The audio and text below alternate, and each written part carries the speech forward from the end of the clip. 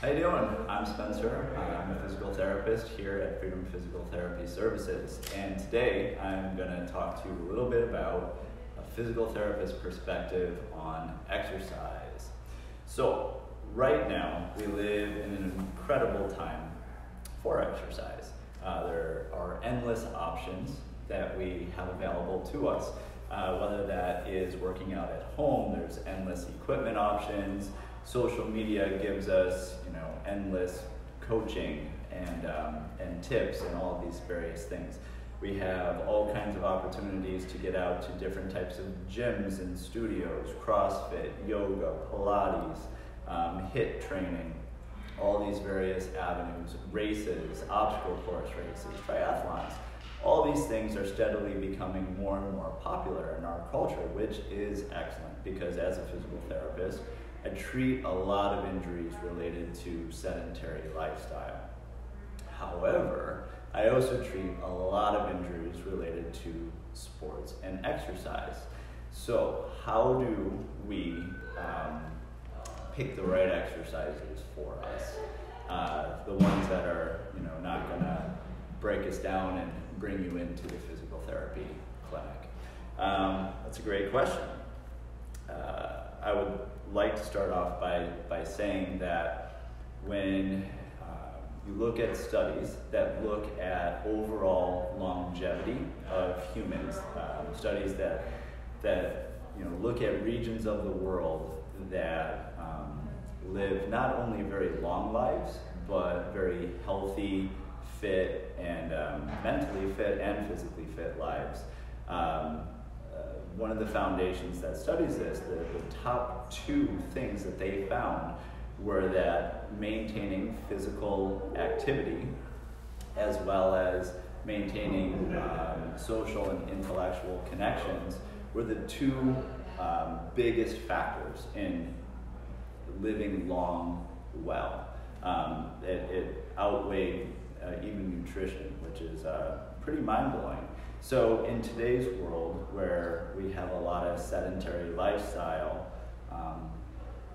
keeping fit and active is extremely important. But again, back to that question, I see so many people with repetitive stress injuries in here. How do you pick the right exercise for you? And I think that where that starts is changing our mindset about exercise. Obviously through media, we're all drawn to the sex appeal of exercise, fat loss and building muscle, what's going to make us look good on the beach, all those various things. I think we have to change our mindset a little bit and not have that be our primary focus. Those are excellent side effects of exercise that, if you practice it well, those things are going to happen. But those should not be our primary focus on exercise, because ultimately I think that that's kind of what leads us kind of down the wrong path and heading towards just kind of mindlessly going through a variety of exercises without actually paying attention to our body. And that's probably tip number one, is scaling it back and being a little bit more mindful while we exercise. We live in a world with countless distractions. We've got our phones and tablets and computers and internet. We're constantly busy and doing other things and not really necessarily paying attention to ourselves. And I've been in countless gyms over the years, and you typically see people on treadmills either looking at their phones and reading a newspaper, or just not fully there and connecting to their bodies. Exercise is a really great way to reconnect with ourselves and see how are we moving, how are we feeling today from a physical standpoint. Really pay attention to how your body is moving and working. Slow things down a little bit, and are we feeling tight today or a little more weak? How controlled are we able to go through a certain movement pattern? Is there pain with a certain activity? we're constantly like rushing and trying to speed through a workout just to get it done, or we're not really paying attention to what we're doing, we might miss some of those signals that ultimately tell us that we're in line for having an injury down the road. So, being more mindful, very important. Also, we need to view exercise a little bit more as a supplement. Exercise didn't used to exist in the way that we think it today. People just moved. They led hard and physical lives, which kept them fit and healthy. Today, we sit a lot, we drive, we sit for dinner, we sit while we're waiting, we sit while we're at work, all these various things, we sit while we're at school. So we're a lot more sedentary, so as a result, we need to do something physically active to make up for that sedentary lifestyle that we all have. So we can think of that a little bit as like taking a vitamin for the lack of what we might not be getting in our diets. So exercise is kind of like a vitamin, but for our physical bodies. What else? So there's definitely a time for going hard and fast. Sometimes depending on what your goal is, and that's another important thing. What is your goal? Setting a real good functional goal. I have 3 little kids at home, and my goal is to be a active, strong father for as long as I possibly can, and be able to do all the activities with them that they want to do without myself breaking. Exercise should be a way of making all your daily routines that much easier. Maybe you want to continue to play sports for as long as you can. So your body has to be resilient and able to do all that stuff without breaking down. Maybe you love hiking. All those various things that we love to do. Exercise kind of helps us maintain that.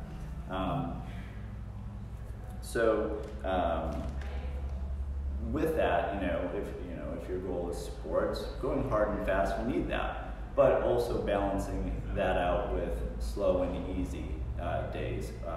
Just to have that yin and yang balance, so that we're developing speed and power, but we're also developing fluidity of movement and control of our bodies, and again going through those necessary steps to recognize pain or tightness, because sometimes if you're going hard all the time, you're not gonna necessarily recognize some of those symptoms that pop up. Other things to consider is things that we do here in physical therapy. It's not just all about coming into physical therapy once you have an injury. Sometimes it's good to be proactive and make sure that your body is moving well to begin with, and that it is ready for exercise. And there are a variety of tests and measurements that we use here in physical therapy. Some of the ones that I like to do are through functional movement systems, which involve a functional movement screen. That's 7 different movement tests where I put people through these tests and kind of evaluate on a scale of 0 to 3 how well are they moving through these areas, and if there's any areas to work on to help get their bodies working better so that they're a little more resilient to getting injured.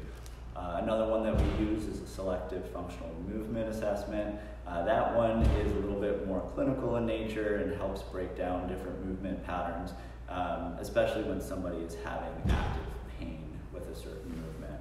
And then the other one is the fundamental capacity screen, which involves, it's a little bit more geared for athletes or people that want to get into sports or things like that. So that one's a little bit more dynamic and pretty cool to look at. But all 3 of those tests generally look at how well are you moving how resilient are you going to be for injury? So those are really great things to come on and see us for if you want to make sure that things are working on all cylinders. Another thing that I want to go over today, just so that it's not just me talking, but to go over at least one exercise that I think is extremely beneficial, and it's gaining a lot of popularity. It's actually been around for well over 200 years, but you're starting to see it being done a lot more in gyms, and there are definitely, when I watch people do this, there's definitely a need to help clean up the technique a little bit to help prevent injury. But to give you a little bit of a background, the Turkish Get Up is an exercise that is slow and steady, so it's bringing in that mindfulness, but it works on developing a tremendous amount of stability as well as mobility in your joints, especially your hips and your shoulders, control through your body. It takes you through different developmental patterns. It's very builds protective qualities around your spine. There was one study that was done where they looked at 50 different exercises and were monitoring how strong the muscles of your core were working. And out of all 50 exercises tested, the Turkish Get Up was the only one that had all 4 core muscles that they tested 100% switched on throughout the whole movement. So really, really cool exercise just to build strength, control, mobility, and mindfulness. So what I'm going to do is first show you the exercise with a kettlebell, and then after that we'll work on ways that you can break it down a little bit, because it is a complicated exercise. So we're going to break it into different steps to show you how it's done and how you can implement it into your practice. So here we go. Just get a drink of water real quick.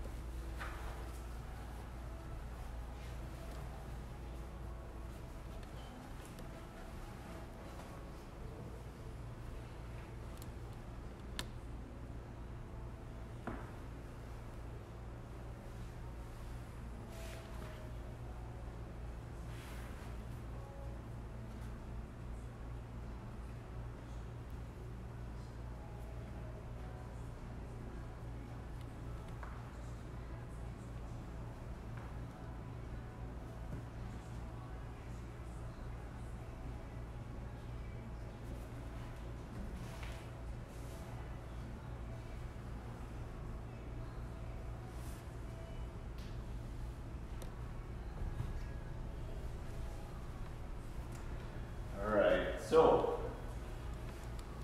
what that exercise does is it takes you from basically a rolling pattern into a kneeling, into a standing, into an overhead, which again is a little bit of a developmental sequence, so it's great for the neuromotor system, but then all of the stability and mobility aspects of it. So, starting off, you're not going to start with a real heavy kettlebell.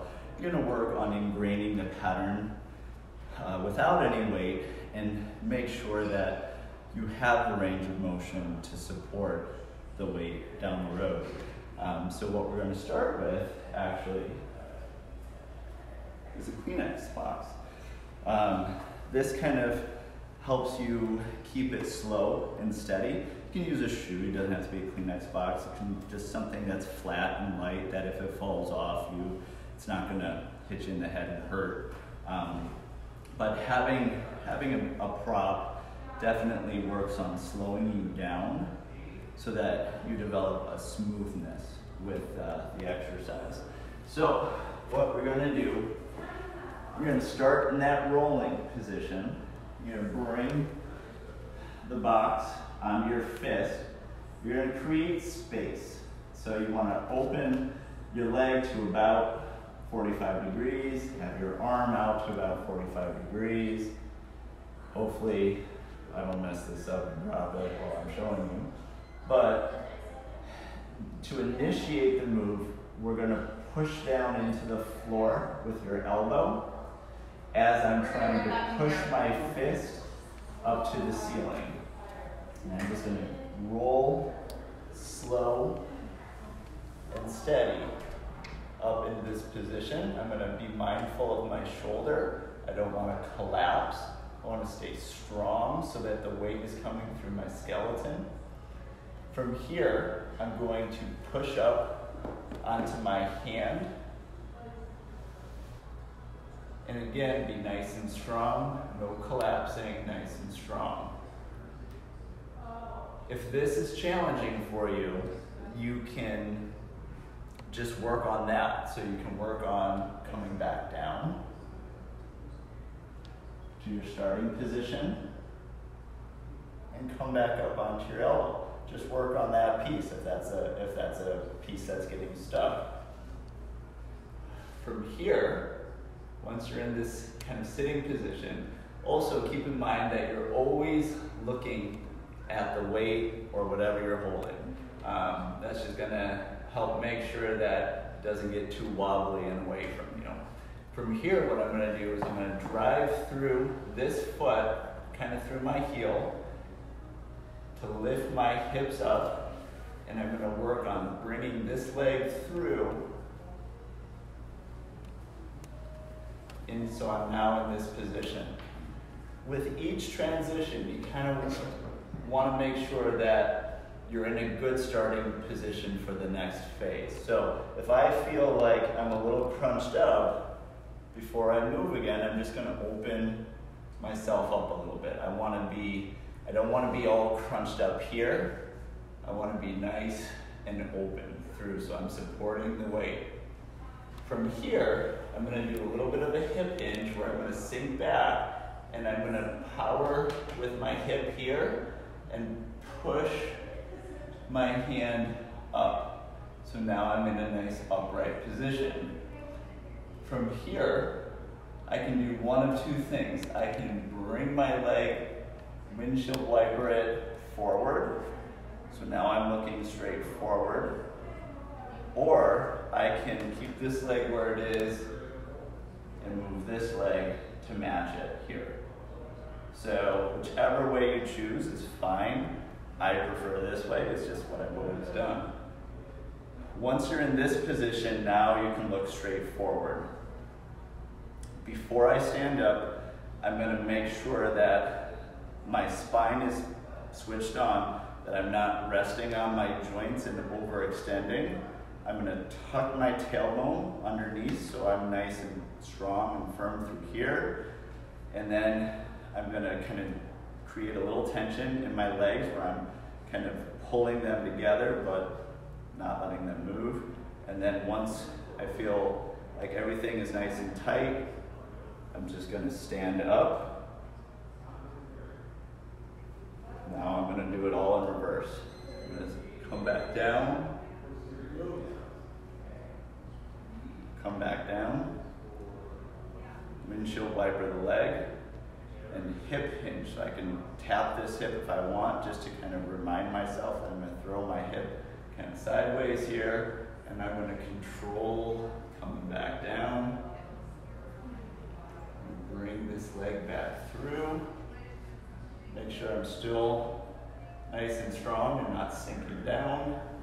I'm going to come back onto my elbow. Shoulder, shoulder, bring it down.